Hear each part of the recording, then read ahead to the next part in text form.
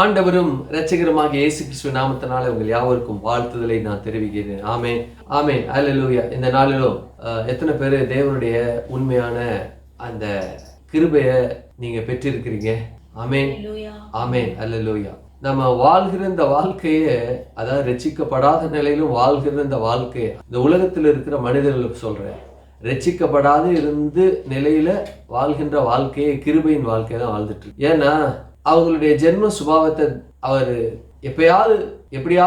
எப்போவாவது இந்த பிள்ளைங்க என்னை தெரிந்து கொள்வாங்க என்று ஒரு நம்பிக்கையோடு அவங்கள்ட்ட அவங்க ஜீவிய நாட்கள் வரையிலும் அவங்கள வச்சிருக்கிறாங்க.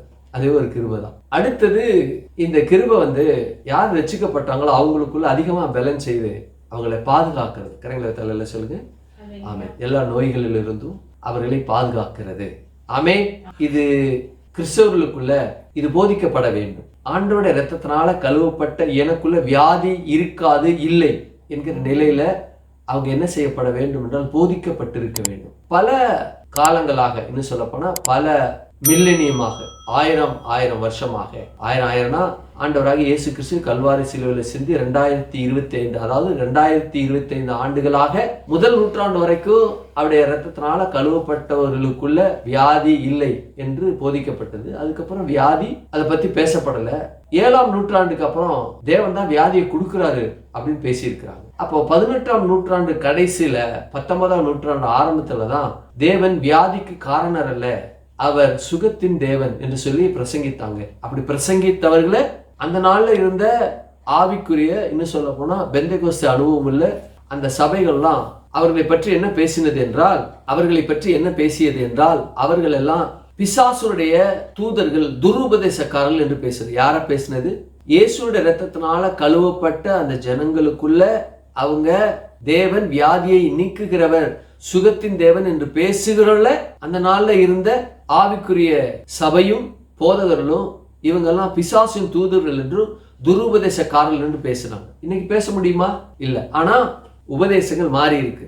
நம்முடைய தேவன் சுகத்தின் தேவன், அவரே பரிகாரியான கர்த்தர் என்று சொல்லி வேதத்தினுடைய காரியங்களை பேசுறாங்க. ஆனா ரட்சிக்கப்பட்டவர்களுக்குள்ள வியாதி இருக்காது, இருப்பதற்கான எந்த விதமான தார்மீக உரிமையோ தார்மீக விளக்கமோ தார்மீக காரணமோ இல்லை என்று பேசுகின்ற சபைகள் இல்லை. என்ன சொல்லிட்டாங்க அப்படின்னா, நீ சபைக்கு ஒழுங்கா வரலையா, இரு, கர்த்தர் உன்னை வாதிப்பார், வேற வேலை இல்லை. கர்த்தர் நீ அவருடைய பிள்ளைகளுக்கு விரோதமா காரியத்தை செய்யறா, இது உன்னை காலை உடைப்பார், உன் குடும்பத்தை நொறுக்குவார், அவருக்கு வேற வேலை இல்லையா? அவர் அன்பின் தேவன். காலை உடைக்கிறதும் குடும்பத்தை சிதைக்கிறதும் அவர் வேலைனா அவருக்கும் பிசாசுக்கும் என்ன வித்தியாசம்? அவர் அப்படிப்பட்ட தேவன் இல்லை. சுகத்தின் தேவன் சுகம் கொடுக்கிறதா. ஒரு மனுஷன் ஜெபம் பண்றான், ஆண்டவரே இவனுக்கு வியாதியை கொடும் அப்படின்னு ஜெபம் பண்ணானா அந்த ஜெபத்தை ஆண்டவர் 100க்கு பல கோடி மடங்கு கேட்கிறவர் அல்ல. பைத்திய மாதிரி பேசுது பாரு, பைத்திய மாதிரி என் முன்னாடி வியாதிய அந்த மகனுக்கு கொடுன்னு ஜெபிக்குது பாரு அப்படின்னு சொல்லி ஜெபிக்கிற அந்த மகன் மேல, அல்ல ஜெபிக்கிற அந்த சமுதாயத்து மேல, அந்த ஜெபிக்கிற அந்த போதகர் மேல பரிதாபப்படுவார். பைத்தியம் மாதிரி இருக்குதுங்க.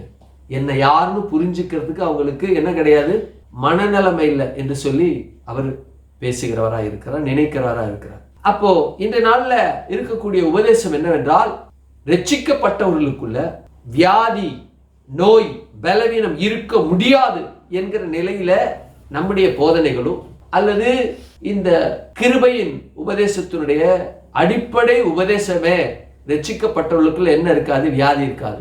அதுக்கு ஏற்கனவே நிறைய பேசியிருக்கிறோம். என்னவென்றால், எகிப்து தேசத்துல இருக்கக்கூடிய ஜனங்கள், இஸ்ரவேல் ஜனங்கள் ராமசீஸ்ல இருந்தாங்க. அங்க எப்படி இருந்தாங்க அப்படின்னா, இங்க காரியங்கள் இருந்துச்சு எகிப்துல, அவங்க இருக்கிற இடத்துல வெளிச்சம் இருந்தது. இங்கே கொள்ளை நோய் இருந்தது, அங்க சுகம் இருந்தது. இங்கே அழிவு இருந்தது, அங்கே பாதுகாப்பு இருந்தது. இங்கே தலைச்சன் சங்காரம் இருந்தது, அங்கே பாதுகாக்கப்பட்டாங்க. இதுதான் இந்த பூமியில பாதுகாக்கப்பட்ட தேவனுக்கு கீழே இருக்கக்கூடிய மக்களுடைய அவர்களுடைய வாழ்க்கையினுடைய அனுபவம், அவருடைய பயணமும் அதுதான். ஆமே. இஸ்ரவேல் ஜனங்கள் கானான் தேசத்தை சுதந்திரிப்பதற்காக அவங்க கடந்து சென்ற பொழுது அவர்களுடைய அங்கி பழசாகவில்லை, அவர்களுடைய பாதரட்சை தேயவில்லை, பலவீனம் ஒருவனும் இல்லை அப்படின்னா கர்த்தர் கானான் தேசத்தை சுதந்திரிப்பதற்காக போறாங்க. நாமும் பரம கானானை சுதந்திரிப்பதற்காக இந்த யாத்ரீகம் அல்லது இந்த யாத்ராகமம் என்ற இந்த பூமியின் வாழ்க்கையில பயணித்துக் கொண்டு இருக்கிறோம். அப்ப அப்படின்னா இந்த யாத்ராகமம் என்று சொல்லி பூமியில பயணித்துக் கொண்டிருக்கிற இயேசுவோட இரத்தத்தினால கழுவப்பட்டுக்குள்ள நமக்குள்ள வியாதி, பலவீனம், நோய் இல்லை. ஆமென் சொல்லுங்க. ஆமென். எல்லாம் உள்ளத்துல கை வச்சு ஆமென் சொல்லுங்க. ஆமென். எனக்கு இல்ல சொல்லுங்க. எனக்கு சத்தமா சொல்லுங்க. எனக்கு இல்ல, என் பிள்ளைகளுக்கு இல்ல. இன்னும் சத்தமா சொல்லுங்க. எனக்கு இல்ல, என் பிள்ளைகளுக்குள்ள இல்ல, என் சந்ததிகளுக்குள்ள இல்ல. என் அறிக்கை செய்ய தீர்மானிக்கிறேன். ஆமென். கரங்களை தட்டுவோம். ஆமென். அல்லேலூயா. இப்படிப்பட்ட உபதேசங்கள் தான் உபதேசம். இப்படிப்பட்ட உபதேசம்னா இது வேதத்தினுடைய உபதேசம். ஆகவே இப்படிப்பட்ட நிலையில தான் இந்த கிருபை நமக்குள்ள என்ன செய்கிறது? பயணிக்கின்றது. கிருபை பயணிக்கிறது. இதுல நம்ம பயணிப்போம். கர்த்தர் நம்மை ஆசீர்வதிப்பாராக. ஆமென். ஆமென். நாம் விசுவாசத்தை குறித்து நாம் தியானித்துக் கொண்டிருக்கிறோம். விசுவாசமானது நம்பப்படுகிற உறுதி, காணப்படாத நிச்சயமாய் இருக்கிறது என்று சொல்லி எபிரேயர் 11:1 சொல்லப்பட்டிருந்தது. விசுவாசம் என்று சொல்லப்படுகிற வார்த்தை உலகத்தில் இருக்க எல்லா உயிரினத்திற்கும் அது இருக்கிறது. அதனுடைய அடிப்படையில பொதுவான விசுவாசம், உலக பிரகாரமான விசுவாசம், கிறிஸ்தவருடைய விசுவாசம், தேவனுடைய விசுவாசம், தேவ ரகமான விசுவாசம் என்று சொல்லி 5 நிலைகள்ல இது கொடுக்கப்பட்டிருக்கிறது, பகுக்கப்பட்டிருக்கிறது, பிரிக்கப்பட்டிருக்கிறது. அப்போ இந்த உயிரினம் என்று சொன்ன இந்த உயிரினத்துல மிகவும் உன்னதமான உயரமான நிலையில வாழ்ந்து கொண்டிருக்கிறவர்கள் யார் என்றால் மனிதர்கள். அப்போ இவங்களுக்குள்ள அந்த விசுவாசம் இருக்கு. என்ன விசுவாசம்? 2 விதமான விசுவாசம். தன்னை நம்புகிற விசுவாசம், அதற்கு மேல கோர் என்னவென்றால், கோர்னா மூலம் அல்லது கருப்பொருள் என்னவென்றால், கருவான விசுவாசம் என்னவென்றால் கடவுளை நம்புகிற நம்பிக்கை. இந்த நம்பிக்கை ஒரு மனிதனுக்குள்ள அற்று போகும். ஒரு செகண்ட் கூட அவனால வாழ முடியாது. கடவுள் ஒருவர் இருக்கிறார் என்கிற அந்த நினைவு, அந்த விசுவாசம் அவனுக்குள்ள இருக்கிறபடியா வாழ்ந்து கொண்டு இருக்கிறான். ஆமென். அல்லேலூயா. அதனுடைய அடிப்படையில இந்த உலகத்தில் இருக்கக்கூடிய அனைத்து ஜனங்களும் அந்த விசுவாசத்தை பெற்றிருக்கிறாங்க. இந்த காட்டுல வாழ்கிற, குகையில வாழ்கிற ஜனங்கள் அப்படிப்பட்ட விசுவாசம் பெற்றிருக்கிறபடினா பேர் தெரியாது, அவருடைய நாமம் என்னன்னு அறிய அவங்களுக்கு முடியல. ஆகவே அவங்க என்ன செய்யறாங்க அப்படின்னா, இந்த உலகத்துல வாழும் பொழுதே அவங்க பேர் தெரியாத அளவுக்கு இருக்கிறபடினால அந்த விசுவாசம் அவங்களுக்குள்ள கிரியை செய்து இயற்கை தான் தெய்வம் என்று சொல்லி இயற்கை தெய்வமானுங்கிறாங்க. அடுத்தது நல்லா படிச்சிருக்காங்க, இருதயம் குருடா இருக்கு, கண்ணு குருடா இருக்கு. ஆகவே தங்களுக்கு என்று சிலைகளை வைத்து வழிபடுகிற, சிலை வழிபாடு செய்கிற ஜனங்கள். அடுத்தது சிலை வழிபாட்டு கிறிஸ்தவர்கள், ஆர்சி மக்கள். அவங்க சிலை வழிபாடு செய்யறாங்களா? ஆமா செய்யறாங்க. அப்போ அந்த சிலை வழிபாட்டு கிறிஸ்தவர்கள் என்ன செய்யறாங்க? கடவுள் விசுவாசம் இருக்கிறபடினால ஒரு உருவம் வேணும் என்று சொல்லி உருவ வழிபாடு செய்கிற கிறிஸ்தவர்களா இருக்கிறாங்க. அடுத்தது பிதா குமாரன் பரிசுத்தாவை நன்கு அறிவாங்க. பிதாவினுடைய அன்பையும் குமாரனுடைய ரத்தம் கழுவுதலையும் பரிசுத்த ஆவியானுடைய வழி நடத்தலும் அவங்க அறியாது இருக்கிறபடினால அவங்க எப்படிப்பட்ட நிலையில இருக்கிறாங்க? உலகத்தை போல வாழ்றாங்க. அப்ப உலகத்தை போல் வாழ்கிற அவர்கள் இந்த பூமியில பாவமான நிலையில இருக்காங்க. நானும் அப்படிதான் இருந்த ஒரு நாள்ல கர்த்தர் என்னை தொட்டார், அதுல இருந்து விடுதலை பெற்று அவருடைய ரத்தத்தினால கழுவப்பட்டு. அடுத்தது யூதர்கள், அடுத்தது இயேசுடைய ரத்தத்தினால கழுவப்பட்டு இந்த பூமியில வாழ்ந்து கொண்டு இருக்கிற அற்புதமான நிலையில் இருக்கக்கூடிய ஜனங்கள். ஆமே, அவர்கள் தான் உன்னதமான உயரமான யாரும் ஒப்பிட முடியாத மேலான நிலையில வாழ்ந்து கொண்டிருக்கிற தேவனுடைய டைரக்ட் விஷன்ல, டைரக்ட் அந்த கைடன்ஸ்ல வாழ்ந்து கொண்டு இருக்கிற ஜனங்கள். ஆமென். அல்லேலூயா. அப்போ நம்முடைய தேவன் எப்படிப்பட்டவர் என்றால், நாம யூதருடைய விசுவாசத்தை குறித்து நாம் பார்த்து கொண்டிருக்கிறோம். அவங்களுக்கு ஒரு விசுவாசம் இருக்கு. அவங்க என்னன்னா மேசியா வருவார் என்று சொல்லி அவங்க விசுவாசிட்டு இருக்காங்க. அப்போ ஆண்டவர் வாழ்ந்த காலத்துல சதுசேயர், பரிசேயர், வேதபாரர்கள், ஆசாரியர்கள் குறிப்பிட்ட அளவுல, விரல் விட்டு எண்ணக்கூடிய அளவுல அவர் தான் மேசியா என்று கண்டு கொண்டாங்க. நான் உள்ள போக விரும்பல. அப்போ அதுல பெயர் சொல்லக்கூடிய அளவுல இருக்கக்கூடிய ஒரு நிக்கது, அவன் என்ன செய்யறான் அப்படின்னா, ஆண்டவராக இயேசு கிறிஸ்து இரவுல சந்திக்கிற வழக்கம் உண்டு. அப்போ வரும் பொழுது ஆண்டவர் கேட்டாரு, நீ மறுபடியும் பிறக்கணும்னு. ஐயோ, நான் எப்படி மறுபடியும் போய் பிறக்க முடியும்? என் தாயின் வயிற்றுல போய் நான் பிறக்க முடியுமா? முடியாது அப்படின்னு சொல்லும்போது, நீ போதகனா இருக்க, பரிசேயன் நீ இதெல்லாம் போதிக்கிற இல்லையா? வனாந்தரத்துல இஸ்ரவேல் ஜனங்கள் தாங்கள் பாம்பின் விஷத்தினால கடிபடுகிறார்கள் என்று அறிந்து அவங்க பாம்பின் விஷத்தினால அவங்க கடிபட்டு மறிக்கும் பொழுது மோசே வெண்கல சர்ப்பத்தை உயர்த்தினான். அப்போ கடிபட்ட ஜனங்கள்லாம் அந்த வெண்கல சர்ப்பத்தை பார்த்து பிழைத்து கொண்டாங்க. வெண்கல சர்ப்பத்தை போல நானும் உயர்த்தப்பட வேண்டும். எதுல? கல்வாரி சிலுவையில.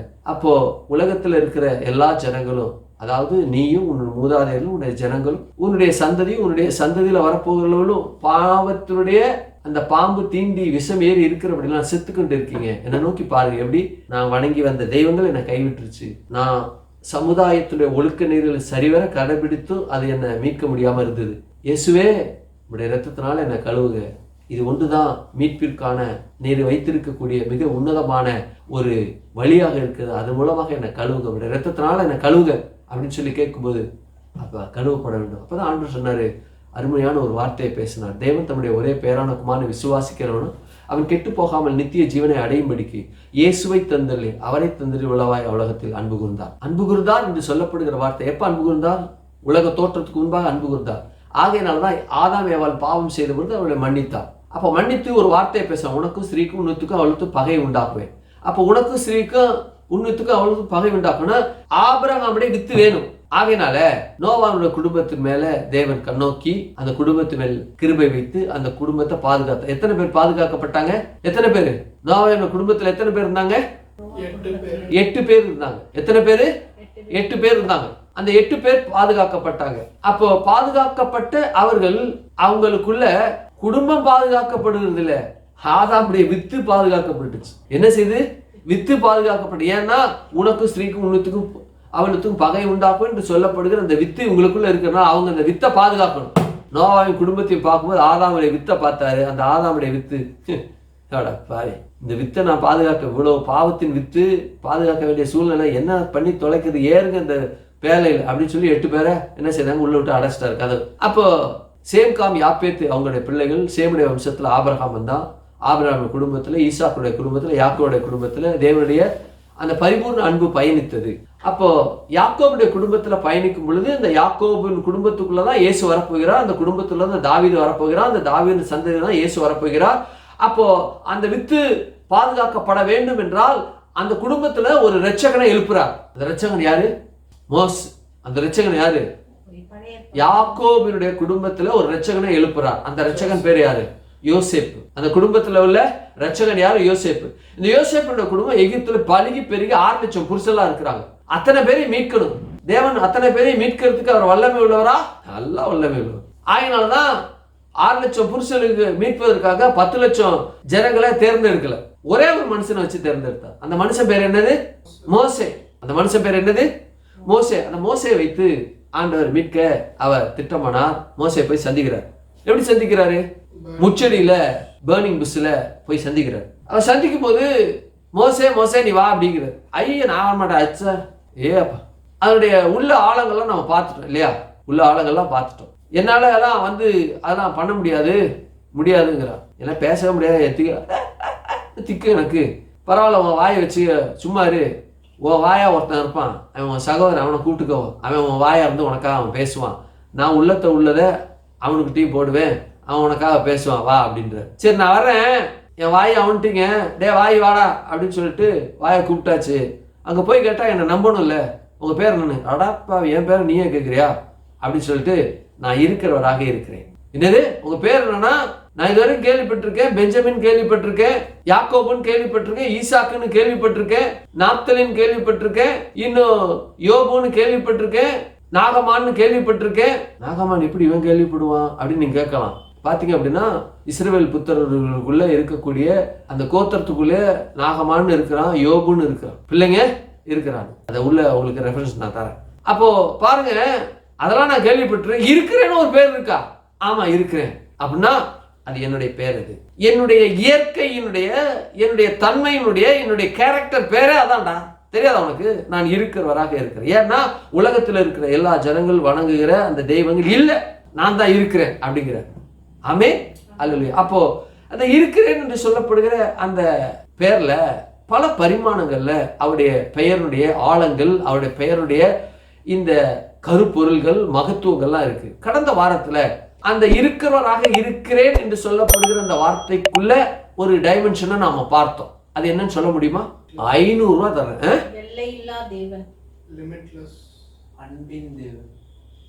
கடந்த நாள்ல எங்க வீட்டு ஜெப குறிப்புல ஒரு காரியத்தை நான் சொன்னேன். அதற்கு சரியான விட சொன்னா 200 ரூபாய் தரேன் அப்படின்னு சொல்லியிருந்தேன். ஆகவே சபை முன்பாக, உங்களுக்கு முன்பாக அந்த 200 ரூபாயை என்னுடைய மனைவி அவங்களுக்கு நான் கொடுக்க ஆசைப்படுறேன். வாங்க.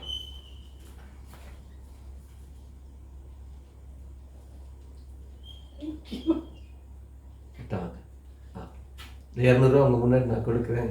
கர்த்தர் ஆசீர்வதிப்பார். ஆமென். ஆமென். அல்லேலூயா. சரி, 500 ரூபாய். போன வாரம் நான் பேசின தலைப்பை நீங்க சொன்னீங்கன்னா 500 ரூபாய் தருவேன். நான் கூட அதை பார்க்கல, ஆனா எனக்கு நல்லா தெரியும். விரிச்சு வச்சிருக்கேன், ஆனா நான் அதை பார்க்கல. சர்வ வல்லமை உள்ள தேவன்.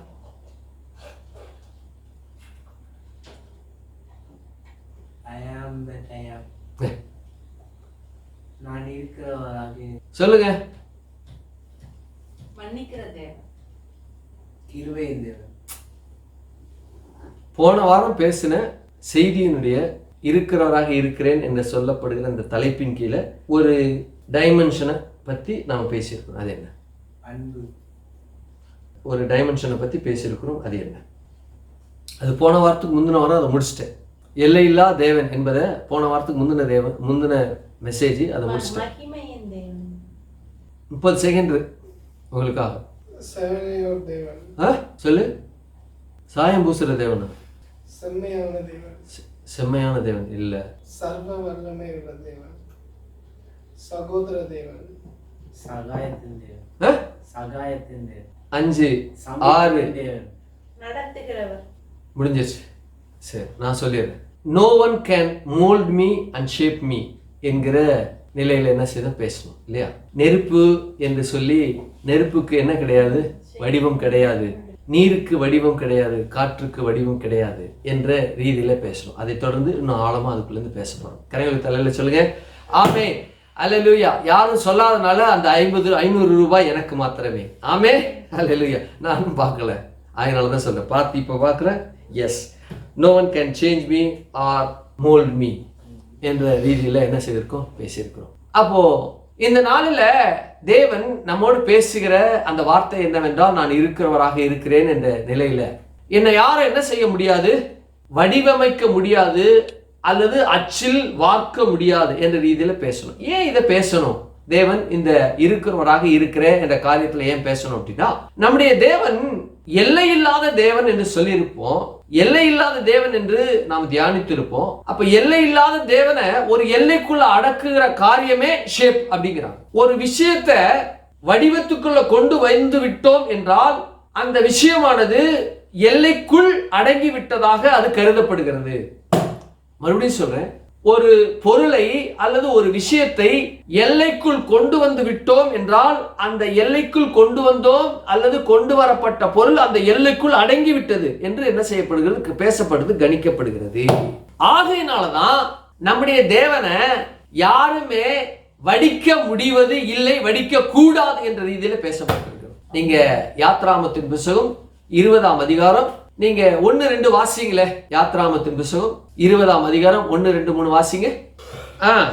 தேவன் பேசி சொல்லிய யாத்ராமத்தின் புத்தகம் 20:3-4 வாசிங்க. என்னையன்றி உனக்கு வேறே தேவர்கள் உண்டாகி இருக்க வேண்டாம். மேலே வானத்திலும் கீழே பூமியிலும் பூமியின் கீழ் தண்ணீரிலும் உண்டாயிருக்கிறவைகளுக்கு ஒப்பான ஒரு சொரூபத்தை ஆகிலும் யாதொரு விக்கிரகத்தை ஆகிலும் நீ உனக்கு உண்டாக்க வேண்டாம். நீ அவைகளை நமஸ்கரிக்கவும் சேவிக்கவும் வேண்டாம்.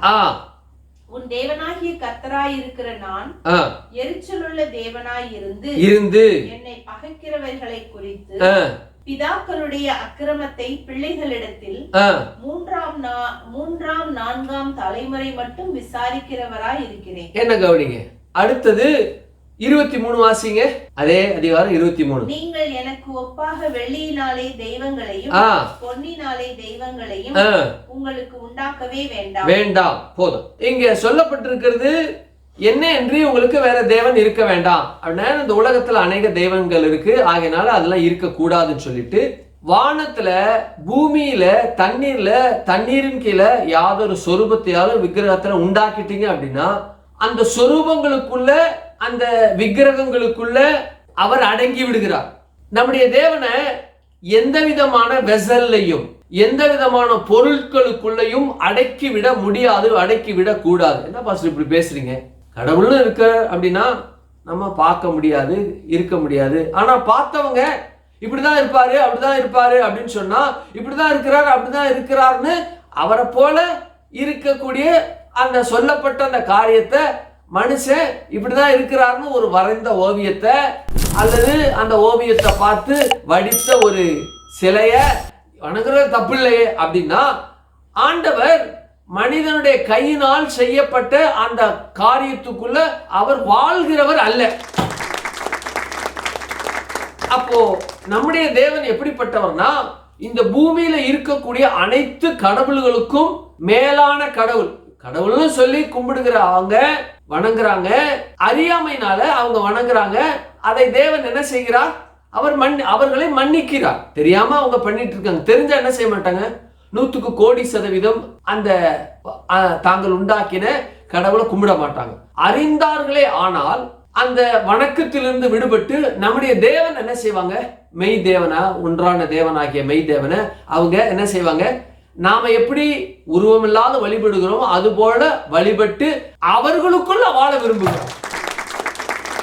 அவங்களுடைய தெய்வம், அதாவது என்னை யாரும் வடிவமைக்கவோ அல்லது உருவாக்கவோ அல்லது உருவம் கொடுக்கவோ முடியாது என்ற நிலையில என்ன சொல்லுகிறாங்கன்னா, ஒரு மனுஷனுக்குள்ள வாழ அவர் விரும்புகிறார் என்று இருக்கும் பொழுது மற்ற மனிதர்கள் மற்ற மார்க்கங்கள் அவர்கள் வைத்திருக்கக்கூடிய தெய்வங்கள் அதற்குள்ள இருக்கிறது என்று சொல்லி ஒரு ஆள் மனதில் அந்த தெய்வத்தை பார்க்கும் பொழுது என்ன செய்யறாங்க? இது கடவுள், இந்த கடவுள் இதுக்குள்ள இருக்கிறார் என்று சொல்லிதான் என்ன செய்யறாங்க? அந்த நிலையில வணங்குகிறவர்களாக இருக்கிறாங்கன்னு சொல்லி பேசுறாங்க.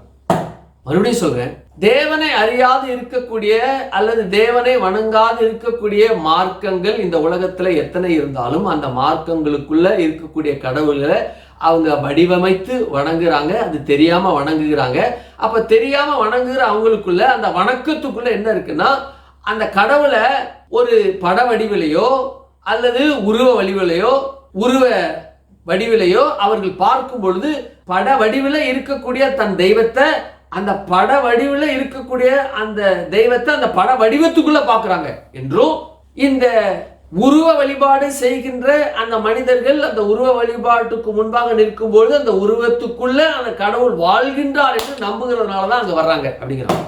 ஆனா நம்முடைய தேவன் இதற்குள் வாழ்கிறவர் அல்ல, அவரை போலவே வடிக்காதான் இருக்கு இல்லையா?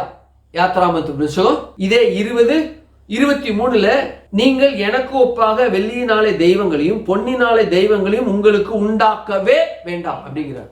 ஏன் அப்படின்னா, நீங்க இந்த தெய்வங்களை வழிபடுறது போல என்ன வழிபடுறதுக்காக நீங்க உண்டாக்கிட்டீங்கன்னா, நீங்க செஞ்ச அந்த உருவத்துக்குள்ள என்ன அடக்கி அதுக்குள்ள நான் வாழ்கிறேன் என்ன நிலையில என்ன புறஜாதிகள் அல்லது இந்த உலகத்தில் இருக்க மற்ற மார்க்கத்தினர் என்ன நம்பிக்கை கொள்கிறார்களோ அதை போல நம்பிக்கை உள்ளவர்களாக இதையும் பார்க்க ஆரம்பிச்சிடுவீங்க. எதை? என்னையும் பார்க்க ஆரம்பிச்சிடுங்க. என்னை யாரும் மோல்டு பண்ண முடியாது, என்ன ஷேப் பண்ண முடியாது, கூடாது என்ற நிலையில என்ன செய்கிறார்? தேவனாகிய கர்த்தர் தன்னை குறித்து என்ன செய்கிறார்? வெளிப்படுகிறார். ஆமென், அல்லேலூயா. அப்போ பாருங்க, அப்போ எந்த கடவுள் ஒரு நிலையிலிருந்து அது இன்னொரு நிலைக்கு கொண்டு வரப்படுகிறதோ அந்த நிலைக்கு உட்பட்டதாக மாறிவிடுகிறது என்று இந்த இறையியல், அதாவது பொதுவான இறையியல் வல்லுநர்களாம் அதை பற்றி பேசுகிறார்கள். அப்போ ஆண்டவராகிய கர்த்தர் இந்த பூமியில இருந்த பொழுது சமாரிய ஸ்திரியை அவர்களோடு பேசினார், அளவலாவினார், உரையாடினார். அந்த சமாரிய ஸ்திரீ மூலமாக அந்த சமாரிய அந்த இடத்துல அந்த தேசத்துல ஒரு பெரிய ஒரு மாற்றம் உண்டாக்கப்பட வேண்டும் அல்லது எழுப்புதல் உண்டாக வேண்டும் அல்லது அவர்கள் தேவனை அறிந்து கொள்ள வேண்டும் என்று சொல்லி இந்த சமாரிய ஸ்திரீ அந்த இடத்துல சமாரிய மக்களுக்கு ஒரு இரட்சகனை போல அல்லது சுவிசேஷகனை போல இருப்பாள் என்று சொல்லி தேவன் நன்கு அறிந்தார். தேவன் என்ன செய்தார்? நன்கு இருந்தார். எடுத்துக்கொள்ளுங்க, யோவான் 4ஆம் அதிகாரத்தை எடுத்துக்கொள்ளுங்க. 4:4 வாசிங்களே. யோவான் 4:4. அவர் சமாரியா நாட்டின் வழியாய் போக வேண்டியதா இருந்தபடியா? யாரு? இயேசு சமாரியா நாட்டின் வழியாக போக வேண்டியதா இருந்தபடினால் யாக்கோபு தன் குமாரனாகிய யோசேப்புக்கு கொடுத்த, இப்போது அது ரொம்ப நீளமான பேசேஜ், நான் உங்களுக்கு ஒரு கதை போல சொல்றேன். சமாரிய தேசத்துல அவர் வர்றாரு, வந்துட்டு நல்ல சுடு வெயில்ல சமாரிய தேசத்தின் நடுவுல இருக்கக்கூடிய வீதியில இருக்கக்கூடிய ஒரு கிணத்துல உட்கார்றாரு. அந்த கிணறு என்ன கிணறுனா, யாக்கோபு அவன் வாழ்ந்த நாட்கள்ல அவன் வெட்டின கிணறு துறவு. அதுல உட்கார்ந்து இருக்கிறார். இயேசுவுக்கு தண்ணி தாகம் உண்டாயிடுச்சு. தண்ணி தாகம் உண்டான உடனே சமாரிய ஸ்திரீ என்ன செய்யறா, அங்கேருந்து வர்றா, வந்து குடம் சுமந்து கொண்டு தண்ணி எடுக்கிறதுக்காக வாளி எடுத்துக்கிட்டு வர்றா. வாளி எடுத்துட்டு வர்றாளோ குடம் எடுத்துட்டு வர்றாளோ, அவ என்ன எடுத்துட்டு வர்றான்னு தெரியாது, பாத்திரம் எடுத்துட்டு வர்றா. அப்போ ஸ்திரீ வர்றான்னு நல்லா தெரிஞ்சிருச்சு. அப்படியே வா வா மகளே, உன் மூலமா சமாரியாவில் மிகப்பெரிய ஆத்ம அறுவடை இருக்கு, ஒடியா செல்லாம், ஒடியா நான் உன்கிட்ட பேசணும், என் குட்டி பிள்ளைல ஒடியா அப்படின்னு அவர் மனசு துள்ளுது, துடிக்குது, மகிழ்ச்சியில ஆரவாரிக்குது அவருக்குள்ள. அதெல்லாம் வெளியே காமிச்சிக்கல, அப்படியே உட்காந்து பாக்குறாரு. பார்த்தோன்னே அவள் யாரு, அவள் யாரு, விபச்சாரி. அப்படியே வர்றார். வந்த உடனே அப்படியே பாக்குறார், அப்படியே பாக்குறார், அப்படியே பாக்குறார், அப்படியே பார்க்க தண்ணி இறைக்குது. தண்ணி இறைக்கணும், அப்படியே தண்ணி இறைக்கிற அந்த பெண்ணை ஆழ்ந்து பாக்குறார். ச்சே, என் மகன் என்ன அழகா இருக்கா, பாவம் தான் அவளுக்குள்ள இருக்கு, என் மகன் ரொம்ப அழகு அப்படின்னு சொல்லி அவளை அப்படியே பாக்குறார். அந்த கருணையின் பார்வை, வானத்தையும் பூமியும் உண்டாக்கின அந்த பார்வை அவன் மேல படுது. பட்ட உடனே அது கேட்கிறாரு, எனக்கு தாகமா இருக்கேன், எனக்கு தண்ணி தா, தாகத்துக்கு தண்ணி தா அப்படின்னு கேட்கிறாரு. பார்த்த உடனே இயேசுவோட உடை எப்படிப்பட்ட உடைன்னா, ஒரு ஒரு சமயத்தினருக்கும் ஒரு ஒரு ட்ரெஸ் கோடு இருக்கு இல்லையா. தமிழர்கள் நாம வெள்ளை வேஷ்டி வெள்ளை சட்டை போடுறதா நம்முடைய ட்ரெஸ் கோடு. பஞ்சாப்லேருந்து வர்றாங்க அப்படின்னா அவங்க நல்ல நீளமான தாடி வச்சுட்டு பெரிய ஒரு டர்பன் மாதிரி ஒன்று கட்டிட்டு அவங்க மேலே அங்கி மாதிரி போட்டு அப்படியே வர்றது தான் அவங்களோட ட்ரெஸ் கோடு. இன்னும் ராஜஸ்தான்காரங்க வேட்டியை கட்டி, வெள்ளை வேட்டி கட்டி, வெள்ளை பைஜாமா மாதிரி போட்டு அந்த வேட்டியை கட்டி பின்னாடி அதை நல்லா முடிச்சு போட்டு ஏதோ பண்ணி அந்த வேட்டியை பேண்ட் மாதிரி தெரியும். ஆனால் இந்த வேட்டி எவ்வளோ இருக்கோ அந்த அளவுக்கு கொடை அளவுக்கு பெருசாக ஒரு பெரிய ஒரு தொப்பி மாதிரி அந்த வேட்டி மாதிரி இருக்கிறதுல போட்டு வச்சுருப்பாங்க. அதான் அவங்க ட்ரெஸ் கோடு. இவர் பார்க்குறாரு, பார்த்தா இவர் ட்ரெஸ் கோடு வந்து யூதர் கோடு. பார்த்தோன்னே இந்த ஸ்திரீ கேட்குறா, நீ யூதனா இருக்க, என்னிடத்துல தாகத்துக்கு தா என்று தண்ணீர் எப்படி கேட்கலாம்? எப்படி கேட்கலான்னா, எங்களெல்லாம் தீட்டுன்னு நினச்சிட்டு இருக்க, எங்கள்கிட்ட வந்து யாரும் தண்ணி குடிக்க மாட்டாங்க, நீ வந்து கேட்கறதுனால என்ன மகா பாதகத்துல தள்ளி என்னை அரெஸ்ட் பண்ணி என்னை பாடுகளுக்கு உட்பட்டு கொண்டு போகத்தக்கதாக அப்படி கேட்குறீங்களா? எப்படி கேட்கலாம் அப்படிங்கிறா. சொல்றாரு, தாகத்துக்கு தா என்று உன்னிடத்துல கேட்கிறவர் நீர் இன்னார் என்று அறிந்திருந்தாயானா நீ அவர்கிட்ட கேட்டிருப்ப, அவர் உனக்கு ஜீவ தண்ணீரை கொடுத்திருப்பார். நான் கொடுக்கிற தண்ணீரை குடிக்கிறவன், நான் கொடுக்கிற தண்ணீரை குடிக்கிறவன் ஒரு காலம் தாகம் உண்டாகாது. தாகம் உண்டா? நீங்க கொடுக்கிற தண்ணீரை குடிச்சா தாகம் உண்டாகாதா? ஏசப்பா ஐயா, எனக்கு அந்த தண்ணியை தாங்க, எனக்கு இங்க வந்து நான் தண்ணி மோளாம இருக்கிறதுக்கு, முண்டு குண்டு போகாம இருக்கிறதுக்கு அந்த தண்ணியை தாங்க அப்படின்னு கேட்கிறாரு. கேட்ட உடனே அவர் சொல்றாரு, தாகத்துக்கு தா அப்படின்னு கேட்டோடனே, நான் தாகத்துக்கு தரேன், தாகத்துக்கு தா, நான் வந்து இயேசுவே இந்த தண்ணி எங்க தாங்க, நான் வராமல் இருக்கிற அந்த தண்ணியை தாங்க அப்படின்னோடனே, சரி போய் உன் புருஷனை கூட்டு அப்படிங்கிறார். புருஷனை கூட்டுவையா? சொல்றா, எனக்கு இருக்கிறது புருஷன் இல்லை.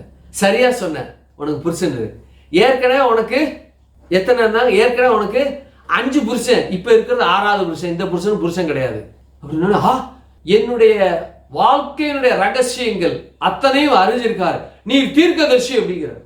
சொல்றா, தீர்க்கதரிசி அப்படின்னா நாங்க இந்த பூமியில, நாங்க கடவுளை இந்த மலையில நாங்க தொழுது கொள்ளுவோம். சொல்றாரு, பிதாவை தொழுது கொள்ளும் காலம் எங்க ஆவியோடும் உண்மையோடும் தொழுது கொள்ளும் காலம் எங்கும் வருகிறது அப்படின்ற. அப்படின்னா ஆவியோடு உண்மையோடு தொழுது கொள்ளுகிற காலம் வருகிறது அப்படின்னா, நாங்க எங்களுக்கு மேசியா வருவார் என்று நாங்க அறிந்திருக்கிறோம், அந்த மேசியா வருவார் என்று நாங்க அறிந்திருக்கிறோம், ஆகவே அவர் வந்து எங்களுக்கு எல்லாவற்றையும் அறிவிப்பார் அப்படின்னு சொல்றார். அதுக்கு சொல்றாரு இயேசு, உன்னுடனே பேசிக்கொண்டிருக்கிற நானே அவர் அப்படிங்கிறார். எவ்வளோ ஒரு அற்புதமான ஒரு நிகழ்வு. எனக்கு அப்படியே சந்தோஷமா இருக்கு. எப்படி வானத்தையும் பூமியும் உண்டாக்கின தேவன் அந்த சமாரிய ஸ்திரீ கிட்ட வந்து நான் தான் மேசியா, நான் தான் அவரு அப்படிங்கிறாரு. ஆமே, அல்லேலூயா. எப்படி தன்னை வெளிப்படுத்துறார், தன் பிள்ளைகளுக்கு தன்னை வெளிப்படுத்துவதுல ரொம்ப ஆவல் உள்ளவரா இருக்கு. இவ யாரு? பிள்ளைகள்ல பிள்ளை ஆவதற்கு முன்பாக பாவிக்கு தன்னை வெளிப்படுதுல ரொம்ப ஆவல் உள்ளதா இருக்கிறாரு. வெளிப்படுத்தி தன்னை பிள்ளையா மாற்றிக்கொள்கிறவர். கனவு தலையில சொல்லுங்க. ஆமே ஆமே. அவ சொல்றா, உன்னுடனே பேசுகிற நானே அவர் அப்படிங்கிறார். யோவான் 4:26. அந்த தருணத்துல அவருடைய சீசர்கள் வந்து அந்த ஸ்ரீனுடைய பேசுகிறதை பற்றி ஆச்சரியப்பட்டார். ஆகிலும் ஏன் அவனுடன் பேசுகிறார் என்றாவது ஒருவன் கேட்கவில்லை. உடனே அந்த ஸ்ரீ தான் குடத்தை வச்சிட்டு வர்றாரு, தாகத்துக்கு கேட்கிறாரு. இங்க சம்பாஷணம் நடக்குது. சம்பாஷணம் நடந்த உடனே எங்க அப்பா அம்மாலாம் இந்த மலையில கும்பிடுவாங்கன்னு சொன்னாங்க, நாங்களும் அதை கும்பிடுறோம் அப்படின்னோடனே, ஏன்னா தீர்க்க தரிசனம் சொல்றதுனால கடவுளை பற்றி இவர் மனுஷன், அதனால கடவுளை பற்றி கொஞ்சம் லைட்டை போட்டு விடுவோம் இவர்கிட்ட அப்படின்னு சொல்லி இவர் போட்டு விடுறா. மலையில் மாத்திரமல்ல, எங்கும் தொழுது கொள்ளுகிற காலம் வரும் அப்படின்னு. எங்கும் தொழுது கொள்ள காலமா? மேசியா ஒரு வருவார்னு நாங்கள் கேள்விப்பட்டிருக்கோம். அவர் எங்களுக்கு எல்லாவற்றையும் போதிப்பார் என்று சொல்லி அந்த நிகழ்வுலாம் எங்களுக்கு பேசப்பட்டிருக்கு அப்படின்னு. நீ பேசுகிற, உன்னோடு பேசுகிற அவர் நானே அப்படிங்கிறார். அவர் தான் மேசியா தான் நானே அப்படிங்கிறார். அப்படி பேசிக்கிட்டு இருக்கும்போது ஆச்சரியப்பட்டு அப்படியே நிற்கிறா. சீசர்லாம் வர்றாங்க. ஏன் இவள்கிட்ட பேசுகிறேன்னு சீசல் கேட்குற. சீசர்கள் இந்த ஸ்ரீகிட்ட என்னதான் பேசுகிறான்னு அவன் கேட்கல. தொப்புன்னு குடத்தை வச்சுட்டு ஓடுறா. திமுன்னு ஓடுறான். எங்க ஊருக்குள்ள ஓடி, நான் மேசியாவை பார்த்தேன், என் வாழ்க்கையில் நடந்தது எல்லாத்தையும் சொல்றாரு, நீங்க பாருங்க அப்படிங்கிற. என்ன செய்யுங்க பாருங்கிற. எல்லா பேரும் வர்றாங்க. ஸ்ரீயே, உன் வார்த்தையினால நாங்க வந்த உண்மைதான், ஆனா உன் வார்த்தை நிமித்தம் அல்ல, அவர் பேசுகிற காரியத்தை வைத்து, அவர் சொல்லுகிற காரியத்தை வைத்து நாங்களே இவர் மேசியா என்று கண்டு கொண்டோம். ஆமென், அல்லேலூயா. அப்ப அவர் சொல்றாரு, இந்த உலகத்துல ஆவியோடும் உண்மையோடும் தொழுது கொள்ளுகிற காலம் வரும். நல்லா கவனிச்சுங்க, இது முக்கியமான இது தருணமாக வரலாற்று அறிஞர்லாம் பார்க்கப்படுறாங்க. பழைய ஏற்பாட்டு காலத்துல வானத்திலும் பூமியிலும் தண்ணீரிலும் தண்ணீரில் கீழ் இருக்கக்கூடிய யாதொரு சொரூபத்தையாவது விக்கிரகத்தையாவது உங்களுக்கு உண்டாக்காதீங்கன்றாரு. அதே யாத்திராகமம் 20:23 வெள்ளியினாலும் தெய்வங்களையும் பொன்னினால தெய்வங்களும் உங்களுக்கு உண்டாக்கவே, என்னை போல உங்களுக்கு உண்டாக்கவே வேண்டாம் அப்படிங்கிறாரு. அப்ப பழைய ஏற்பாட்டு காலத்துல உருவம் இல்லாத தேவனை உருவம் வைக்காதன்னு சொன்னா அது நியாயம், கரெக்ட் தானே? பழைய ஏற்பாட்டு காலத்துல அவரை பற்றி பேசும் பொழுது அவர் உருவம் இல்லாதவர், எனக்கு உருவம் கொடுக்க முடியாது என்று சொல்லி சொன்னதுனால உருவம் இல்லை அப்படின்னு சொல்றதுல நியாயம் இருக்கு. ஏன்னா உருவம் இல்லாத தேவனை உருவம் வடிக்க முடியாது என்று சொல்றதுனால அது கரெக்டு தான், அதுல எந்த விதமான தப்பு கிடையாது. ஆனா இவர் வானத்திலிருந்து இறங்கி வந்த கடவுள், இந்த கடவுளுக்கு இப்ப என்ன இருக்கு? என்ன இருக்கு? என்ன இருக்கு? உருவம் இருக்கு. உருவம் உள்ள தேவன், உருவத்தை உடைய தேவன், உருவமில்லாத தேவன் உருவம் பெற்று உருவமுள்ளவராய் நின்று அந்த ஸ்ரீயோடு பேசிக்கொண்டு இருக்கிறார். என் பிதா இந்த மலைகள்ல தேவனை தொழுது கொண்டாங்க என்று பேசும் பொழுது தேவனை ஆவியோடும் உண்மையோடும் தொழுது கொள்வாங்க. இங்க ஆண்டவர் பெரிய ஒரு ஸ்டேட்மெண்ட் சொல்றார். நான் உங்களுக்கு வாசிக்கிறேன் பாருங்க. அதற்கு இயேசு 4:21, அதற்கு இயேசு, ஸ்ரீயே, நான் சொல்லுகிறத நம்பு, நீங்கள் இந்த மலையிலும் எருசலேமில் மாத்திரமல்ல எங்கும் பிதாவை தொழுது கொள்ளும் காலம் வரும், வந்துட்டு சொல்லிட்டு வருகிறது என்று சொல்லிட்டு நீங்கள் அறியாததை தொழுது கொள்ளுகிறீர்கள். என்ன அறியாதது அப்படின்னா இத 3 டைமென்ஷன்ல சொல்றாங்க. என்னன்னா, புறஜாதிக்கு இவர் யார் என்று தெரியாது, தெரிந்தவர்களுக்கு இவருடைய உருவம் என்னன்னு தெரியாது, பெயர் மாத்திரமே தெரியும், அந்த பெயரையும் சர்வ சாதாரணமா சொல்லிவிட முடியாது. அப்போ அறியாதது என்ன, இவர் எங்களுக்குள்ள எப்படி நடவடிக்கைகளை நடத்துவார் என்று சொல்லி ஒரு 400 வருஷம் இவங்களுக்கு தெரியாது இருக்கு. ஏன்னா சகரியா தீர்க்கதரிசி புஸ்தகம் முடிஞ்ச பிறகு சகரியா காலத்தோடு மறுபடியும் யோவான் சாணன் பிறக்கிற வரைக்கும் தேவனிடத்துல வார்த்தைகள் வரல, தீர்க்கதரிசிகள் எழும்பவில்லை. இது இந்த பூமியில் அந்த 400 வருஷங்கள் இருண்ட காலம் என்று பேசுறாங்க. ஆகையினால அவங்களுக்கு தெரியாம இருக்கு. என்ன இருக்கு? தெரியாம இருக்கு. அப்போ இங்க சொல்லப்பட்டிருக்கு, நீங்கள் அறியாததை தொழுது கொள்ள. ஏன் அறியாததுன்னா, வழி முறையா வழி செலுத்துறீங்க, நியாய பிரமாணத்தை கடைபிடிக்கிறீங்க, மாத பிறப்புகளை கடைபிடிக்கிறீங்க, பிரமாணங்களை கை கொள்றீங்க, 10 கட்டளை கை கொள்றீங்க. ஆனா இதனுடைய அர்த்தம் என்ன? அதனுடைய தாற்பயம் என்ன? பலிக்குள்ள யார் இருக்கா? நியாயப்பிரமாணத்தின் முடிவு என்ன? நியாயப்பிரமாணத்தின் ஒரு நிழலாட்டமா பண்ண கொண்டு இருக்கிற நீங்கள் நிஜத்துல ஒரு நியாயப்பிரமாணத்தை நிறைவேற்றுகிற ஒரு வருகிறார் என்ற கூடிய நிலையில தெரியாது இருக்கீங்க. 4 விதத்துல தெரியல, 4 விதத்துல இவங்களுக்குள்ள தெரியாம இருக்கிறீங்க. சொல்றாரு, நாங்கள் அறிந்திருக்கிறதை தொழுது கொள்ளுகிறோம் என்றா அவர் சொல்றாரு. நம்மை பார்த்து சொல்றாரு, அவரையே பார்த்து அவர் சொல்றாரு. சொல்லிட்டு ரட்சிப்பு யூதர் வழியாய் வருகிறது. என்னன்னா, ஆண்டவராய் கர்த்தர் யூதர்களுக்கு ரட்சிப்பு கொடுப்பதற்காக மாத்திரம்தான் பூலோகத்திற்கு வந்தார். ஆனா யூதர்கள் என்ன செய்யற? அவரை ஏற்றுக்கொள்ளவில்லை, ஏற்றுக்கொள்ள மாட்டார்கள் என்றும், இந்த யூதர்கள் ஏற்றுக்கொள்ளாத நிலையில இருக்கிறபடினால இந்த யூதர்கள் வழியா இந்த ரட்சிப்பு புறஜாதிகளுக்கு அது கடந்து செல்லும் என்ற ரீதியில அவர் பேசிட்டு சொல்றாரு, உண்மையாய் தொழுது கொள்ளுகிறவர்கள் பிதாவை ஆவியோடும் உண்மையோடும் தொழுது கொள்ளும் காலம் வரும் என்ற வார்த்தையை பேசார். என்ன கவனிங்க, பிதா அப்படின்னு சொல்லிட்டாரு. இந்த திருத்துவத்தின் இன்னொரு அங்கமானவர் இயேசு.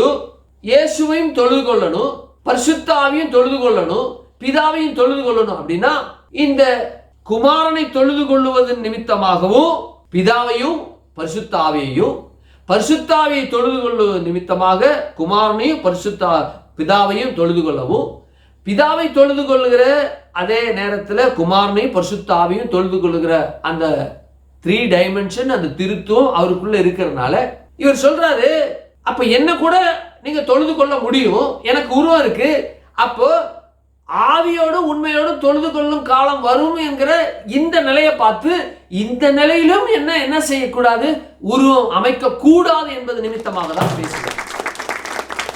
ஆமென். குமாரனுக்கு உருவம் இருக்கா? இருக்குங்க. ஆனா குமாரனுக்கு உருவம் இருக்கிறது என்றால் இந்த குமாரனுடைய உருவத்தை கூட நீங்க என்ன செய்யக்கூடாது, வடிவமைக்க கூடாது. ஏன்னா ஆகமத்தில் பேசப்பட்ட வானத்திலும் பூமியிலும் தண்ணீரிலும் தண்ணீரில் உள்ள யாவது சொரூபத்தையாவது ஒரு விக்கிரகத்தை உங்களுக்கு உண்டாக்கவே வேண்டாம். என்னது யாத்திராகமா 20:3-4-5 23 சொல்லுது, எனக்கு ஒப்பாக வெள்ளியினால எனக்கு ஒப்பாக பொன்னினால தெய்வங்களை உங்களுக்கு உண்டாக்கவே வேண்டாம் அப்படிங்கிற. அப்போ இங்க குமாரன் வந்துட்டாரு, அங்க அப்படி சொல்லப்பட்டிருக்கு, என்ன உருவத்துல வந்துட்டேன் அணங்கிட்டு போங்க இல்ல, நியாயப்பிரமாணத்தை நிறைவேற்றுகிறவராக வந்தபடினால, இன்னும் சொல்ல போனா என்னை எதுக்குள்ளேயே லிமிட்டுக்குள்ள வைக்க முடியாது, நான் லிமிட்லெஸ் காட், எனக்கு வடிவத்தை உருவத்தை கொடுக்க முடியாது என்ற காரியத்தினாலதான் ஆண்டவராய் கர்த்தர் பிதாவை தொழுது கொள்ளும் காலம் எப்படி வரும், எங்கும் தொழுது கொள்ளும் ஆவியோடும் உண்மையோடும் தொழுது கொள்ளும் காலம் வரும் என்று சொல்லி தேவன் பேசினார். ஆமென். எவ்வளவு ஒரு அற்புதமான கடவுள் பாருங்க. அவருடைய செயல்பாடுகளை வர்ணிக்க வார்த்தைகள் இல்லை. ஒரு வார்த்தைக்குள்ளும் பல ஆயிரம் வர்த்தங்கள், பல ஆயிரம் வர்த்தமானங்கள், பல ஆயிரம் பொருட்கள், வார்த்தைகளுக்குள்ள அர்த்தங்கள் இருக்கு. ஜஸ்ட் லைக் தட் பேசியிருக்கிறார். ஆனா பிதாவை ஆவியோடும் உண்மையோடும் தொழுது கொள்ளும் காலம் வரணும், இந்த காலத்தை பத்தி பேசியிருக்கிறார். இப்ப நம்ம இயேசுவை சிலை வச்சு இயேசுவே வணக்கமையா அப்படிங்கிறோமா? இல்ல முன்னாடி சொரூபத்தை வச்சு இயேசு மாதிரி சொரூபத்தை வச்சு அல்லது சிலுவையில தொங்குகிற இயேசுவை வச்சு நாம வழிபடுகிறோமா? இல்ல. ஏன்னா அப்படி வழிபட்டோம்னா இயேசு எனக்குள்ள இருக்க முடியாதுங்க, எனக்குள்ள வாழ முடியாது. இயேசு எனக்குள்ள வாழ்கிறபடினால, பிதாவாகிய தேவன் எனக்குள்ள வாழ்கிறபடினால, குமாரன் மூலமா பரிசுத்த ஆவி எனக்குள்ள இருக்கிறபடினால பரிசுத்த ஆவியான எனக்குள்ள இருக்கிறார், பிதாவாகிய தேவனுடைய ஆவி எனக்குள்ள இருக்கிறது, குமாரனும் எனக்குள்ள வாழ்கிறார். அப்ப திருத்துவ தேவன் எனக்குள்ள வாழ்கின்றார், எனக்குள்ள என்ன செய்கிறார், வாழ்கின்றார். எவ்வளவு பெரிய அற்புதமான ஒரு செயல் பாருங்க. சொல்லிட்டு சொல்றாங்க இங்க 4ஆம் அதிகாரம் வாசிங்க, யோவான் 4:39. யோவான் 4:39 வாசிங்க. நான் செய்த எல்லாவற்றையும் எனக்கு சொன்னார் என்று சாட்சி சொன்ன அந்த ஸ்திரீயினுடைய வார்த்தையின் நிமித்தம் அந்த ஊரில் உள்ள சமாரியரில் அநேகர் அவர் மேல் விசுவாசம் உள்ளவர்கள் ஆனார்கள். 42 வாசிங்க. அந்த ஸ்திரீயை நோக்கி, உன் சொல்லு நிமித்தம் அல்ல, அவருடைய உபதேசத்தை நாங்களே கேட்டு அவர் மெய்யாய் கிறிஸ்துவாகிய உலக இரட்சகர் என்று அறிந்து விசுவாசிக்கிறோம் என்றார். ஆமென். அல்லேலூயா. விசுவாசிக்கிறோம் என்றார்கள். என்ன விசுவாசிக்கிறார்கள்? உலக இரட்சகர் இவர்தான், இவர் என்னுடைய பாவத்தை இரட்சிக்கிற இவர்தான் என்று விசுவாசித்து ஆவியோடும் உண்மையோடும் தொழுது கொள்ளத்தக்கதாக விசுவாசித்தாங்க.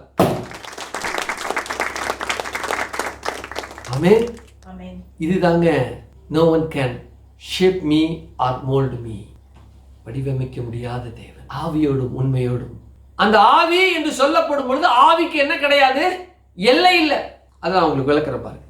ஒரு மனுஷன் இருக்கிறான் அப்படின்னா அந்த மனுஷனுக்குள்ள ஆவி ஆத்துமா சரீரம் இருக்கு. ஆவி சரீரத்தை தொடர்பு அல்ல, ஆத்துமா என்கிற ஒரு மீடியா மூலமாக தொடர்பு படுத்தப்படுவதற்காக சரீரம் கொடுக்கப்பட்டு, ஆவி என்று சொல்லப்படுகிற ஒரு வஸ்து உருவம் இல்லை. ஆனா இந்த சரீரம் எப்படி உருவம் பெற்றிருக்கிறதோ இந்த சரீரத்தினுடைய உருவம் தான் அந்த ஆவியும் உருவம் பெற்றிருக்கு. இம்பிரிண்டா இருக்கு, ஒரு அச்சு இருக்கு, அந்த அச்சு என்ன செய்யப்பட்டிருக்கு இருக்கு. அதை நம்ம பார்க்க முடியுமா? கலர் அதுலலாம் தெரியுமா? தெரியாது. அச்சு தெரியும், ஆனா அது அச்சு ஒரு பிரிண்ட் வடிவில் வரணும்னா அந்த அச்சு என்ன செய்யப்பட வேண்டும்? என்ன செய்யப்பட வேண்டும்? பிரிண்ட் ஆகப்பட வேண்டும். ஆவி இருக்கு, அந்த ஆவி மனுஷனுக்குள்ள இருக்கு. அந்த மனுஷனுக்குள்ள இருக்கிற ஆவியை மனுஷன் பார்க்க முடியாது. ஆவி சரீரம், இந்த சரீரம் எந்த ஷேப்ல இருக்கோ அதே ஷேப்ல தான் ஆவி இருக்கும். மாற்றுக்கிறதே கிடையாது. சரீரம் என்ன ஷேப் இருக்கோ, என்ன எப்படி மூக்கு இருக்கோ, எப்படி வாய் இருக்கோ, எப்படி கண் இருக்கோ, எப்படி காது இருக்கோ, எப்படி கைகள் இருக்கோ, இதனுடைய முடியெல்லாம் எப்படி இருக்கோ அது மாதிரிதான் ஆவிக்கு அப்படிதான் இருக்கும். எந்த விதமான மாற்றே கிடையாது. அப்ப இந்த ஆவிக்கு என்ன கிடையாது? எல்லை இல்லை, நித்தியமானது என்று வேதம் போதிக்குது. கரெக்டா? கரெக்ட். ஆவிக்கு எப்படி உருவம் கொடுக்க முடியாது. ஆனா இந்த ஆவி, இந்த மனுஷன் இந்த பூமியை தொடர்பு கொள்ளணும்னா இந்த சரீரம் என்கிற ஒரு வஸ்து தேவை. ஆகையினாலதான் ஆவி இந்த சரீரம் என்கிற இந்த உருவத்துக்குள்ள வந்து வாழுது. அவ்வளவுதான்.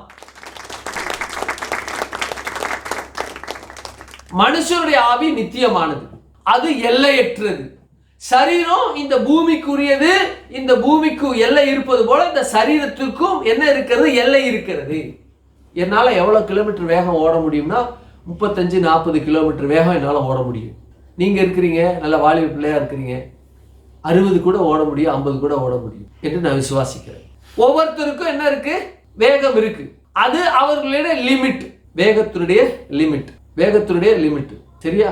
இந்த ஆவிக்கு எப்படி எல்லை இல்லையோ அதுபோல இந்த எல்லையில்லா தன்மையுள்ள ஆவிக்கே அப்படி இருக்குமானால் நம்முடைய தேவன் எல்லை எப்படிப்பட்டவர்? எல்லையற்றவர். இதுதாங்க அற்புதமான ஒரு செயல். நம்முடைய தேவனை எந்த விதத்திலையும் ஒரு ஷேப்புக்குள்ள கொண்டு வர முடியாது. நம்முடைய தேவனை ஏன் ஷேப்புக்குள்ள கொண்டு வர முடியாது அப்படின்னா அது ரொம்ப ஆழமா பேசப்பட்டு. தேவனை ஏன் ஷேப்புக்குள்ள கொண்டு வர முடியாது கூடாது என்று வேத வல்லுநர்கள்லாம் சொல்றாங்க என்பதை வருகிற வாரத்துல நாம் தியானிப்போம். கண்களை மூடுவதற்கு. நேசிக்கின்ற எங்கள் பரலோக பிதாவே, குமாரனாய் நாம் தன்னுடைய சமூகத்துல வருகிறோம். இருக்கிறவராகவே இருக்கிறேன் என்று சொல்லப்படுகிற இந்த வார்த்தைக்குள்ள எங்கள் தேவனாய கர்த்தரே, ஆண்டவரே, நாங்கள் ஒருபோதும் ஒரு மோல்டுக்குள்ள உங்களை கொண்டு வந்து அல்லது உங்க வடிவத்துக்குள்ள உங்களை கொண்டு வந்து ஒரு குறுகிய வட்டத்துக்குள்ள உங்க வைக்க முடியாது. ஏனென்றால் நீங்க இதற்கெல்லாம் அப்பாற்பட்ட தேவனாய் இருக்கிறபடினால் நமக்கு நன்றி செலுத்துகிறோம். இப்படிப்பட்ட தேவனை வணங்கத்தக்கதாக, ஆராதிக்கத்தக்கதாக, நாமத்தை உயர்த்தத்தக்கதாக உலகத்தில் இருக்கிற எல்லா ஜனங்களும் இதை அறிந்து அவருடைய மகத்துவங்களை அறிந்து இந்த உலகத்துல இருக்கிற ஜனங்கள் எல்லாரும் அவரை ஆவியோடும் உண்மையோடும் தொழுது கொள்ளுகிற நிலையில தொழுது கொள்ள அவர்கள் கண்கள் திறக்கப்பட, இருதயம் திறக்கப்பட அவர்களுக்கு நீங்க கிருபை செய்தமைக்காக நன்றி செலுத்துகிறேன். அவர்களை ஆசீர்வதிப்பீராக, கிருபைக்குள்ள கர்த்தர் மூடிக்கொள்வீராக. ஆண்டவரே, எங்க சபையில புதிதாக வந்துள்ளோம் ஆவியோடும் உண்மையோடும் தொழுது கொள்ளுகிற அந்த நாட்களுக்குள்ள அனுபவத்துக்குள்ள வர கர்த்தர் உதவி செய்திருக்காய். சோத்திரம். உலகம் பார்த்து கொண்டிருக்கிற ஜனங்கள் மருத்துவமனைகள்ல வியாதியோடு பலவீனத்தோடு ஆண்டவர் இருக்கக்கூடிய அவர்களை எல்லையில்லா தேவன், உருவமில்லா தேவன், அவர்களை நீங்க சுகப்படுத்தி உம்முடைய பிள்ளையாக மாற்றி எங்கள் தேவனாய் கர்த்தர் கண்களை திறந்து அவர்களை உம்முடைய பிள்ளையாக நீங்க மாற்றிக்கொண்டிருக்காய். சோத்திரம். நீரே பரிகாரியான தேவனாய் இருந்து ஆண்டவரே சுகத்தை கொடுத்தமைக்காக, விடுதலை செய்தமைக்காக, உடைய பிள்ளையாக ஏற்றுக்கொண்டமைக்காக உமக்கு நன்றி செலுத்துகிறோம். கரத்துல ஒப்பு கொடுக்கிறோம். ஆசீர்வதிங்க, பலப்பட்டு காத்துக்கொள்ளுங்க. நன்மையினால முடிச்சுட்டு இயேசு நாமத்துல ஜெபிக்கிறோம் ஜீவனுள்ள நல்ல பிதாவே. ஆமென், ஆமென். ஒரு பாடலை பாடும்பொழுது ஆண்டவருக்கு என்று நாம காணிக்கை செலுத்தும். உலகெங்கும் பார்த்து கொண்டிருக்கிற ஜனங்களாகி நீங்க இந்த காணிக்கை ஆராதனையில, இந்த காணிக்கை பலியில நீங்க வங்கி அந்த எண்ணின் மூலமாக தொடர்பு கொண்டு அந்த வங்கிக்கும் ஜிபே மூலமாக நீங்க காணிக்க தேவனுக்கு படைத்து இந்த பலிக்குள்ள, இந்த ஆராதனைக்குள்ள பங்கு பெறுங்க. தேவனுடைய ஆசீர்வாதத்தை பெறுங்க. அவருடைய பிள்ளையாக மாறுங்க. கர்த்தர் உங்களை ஆசீர்வதிப்பாராக. ஆமென், ஆமென்.